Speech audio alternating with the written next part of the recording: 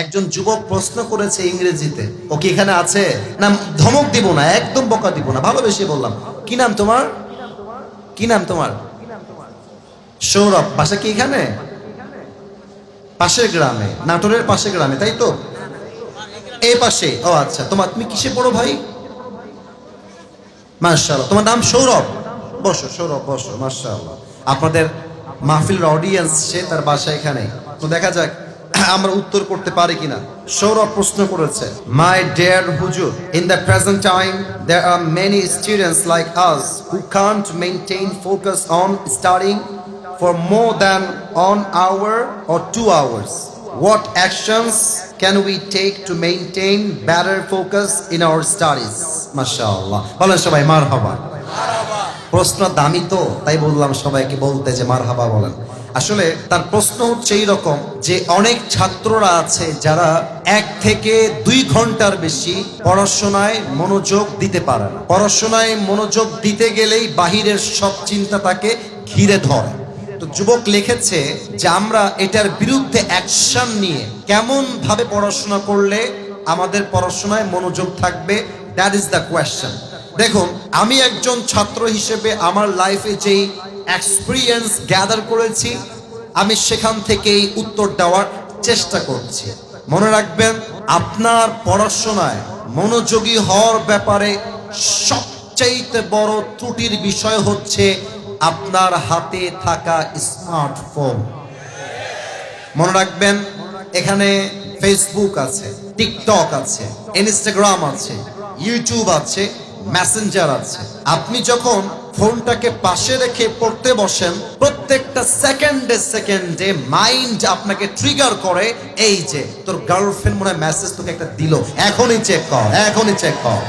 তোর ফেসবুকে অমুকে হয়তো বা একটা কমেন্ট করেছে, এখনই চেক কর। আচ্ছা দেখেন কি হয়, আমি একটু অভিনয় করছি।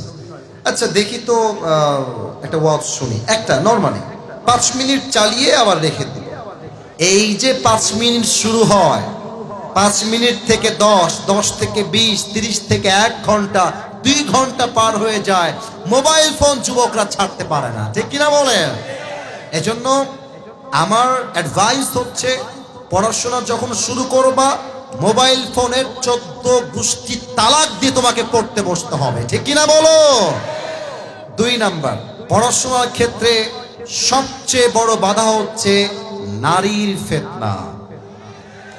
যে যুবকের মাথায় নারীর চিন্তা ঢুকে যায়, সেই যুবক হাজার চেষ্টা করলো পড়াশোনায় মনোযোগী হতে পারে না, ঠিক কিনা বলে? মোবাইলের চিন্তা বাদ দাও, নারীর চিন্তা বাদ দাও। 3 নাম্বার, সকলেই চেষ্টা করবেন, আমার দিকে তাকান, আমি আমলটা শিখাই দেই। মনে করেন এইটা আপনার পড়ার কিতাব, বই, পড়তে বসেছেন স্টাডি টেবিলে। পড়তে বসেই দেখেন আমি যা পড়তে বলি সবাই পড়বেন। বলেন সবাই আস্তাগফিরুল্লাহ। এই এত আস্তে কেন? ছি ছি। বলেন সবাই আস্তাগফিরুল্লাহ।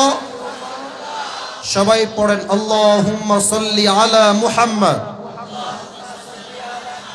মাশাআল্লাহ, আবার জোরে বলেন ওয়া আলা আলি মুহাম্মদ কামা সাল্লাইতা আলা ইব্রাহিম ওয়া আলা আলি ইব্রাহিম ইন্নাকা হামিদুম মাজিদ। ইস্তিগফার এবং দুরূদ যে পাঠ করে, তার পড়াশোনায় মনোযোগী হতে তাকে সহযোগিতার হাত বাড়িয়ে দেয় একজন। আওয়াজ দিয়ে বলেন সবাই, তিনি কে?